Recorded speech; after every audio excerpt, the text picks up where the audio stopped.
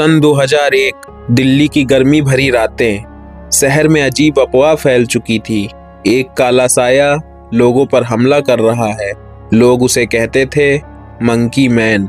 रात के करीब 2 बजे पुरानी दिल्ली की तंग गलियों में एक रिक्शा वाला अपनी आखिरी सवारी छोड़कर घर लौट रहा था। अचानक ऊपर से किसी के भागने की आवाज आई। छत से छत पर कोई छलांग लगा रहा था। वो रुका, ऊपर देखा और बस कुछ सेकंड में एक लंबी परछाई उसकी आंखों के सामने उतर आई। काले चमड़े जैसा चेहरा, लाल चमकती आंखें और नुकीले पंजे। रिक्शा वाला चिल्लाया, जाओ! बंदर नहीं है ये,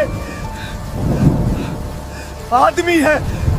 अगले ही दिन अखबारों में सुर्खियां थी, मंकी मैन का कहर, 3 घायल, 1 लापता। पुलिस ने सर्च शुरू की लेकिन किसी को कुछ नहीं मिला। जिन्होंने उसे देखा सबके बयान अलग अलग थे। कोई कहता वो छोटा और फुर्तीला था, कोई कहता उसके शरीर पर लोहा लगा हुआ था और कोई कहता वो इंसान नहीं था, वो कुछ और था।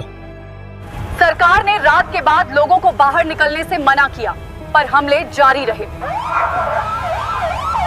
कहते हैं एक पुलिस कांस्टेबल ने उसे पकड़ने की कोशिश की थी। अगली सुबह उसकी लाश बिजली के तारों में लटकी मिली। एक चश्मदीद औरत ने बताया मंकी मैन उसकी छत पर बैठा था।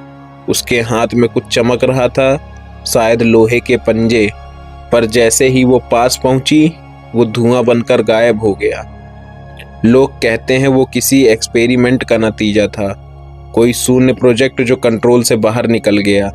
और कुछ कहते हैं वो काली शक्तियों से बना प्राणी था जो इंसान के डर से ताकत लेता था। आज भी दिल्ली की कुछ पुरानी गलियों में लोग रात में छत पर कुछ भागने की आवाज़ सुनते हैं। और अगर तुम कभी सुनो तो ऊपर मत देखना, क्योंकि शायद वो मंकी मैन अब भी वहीं है।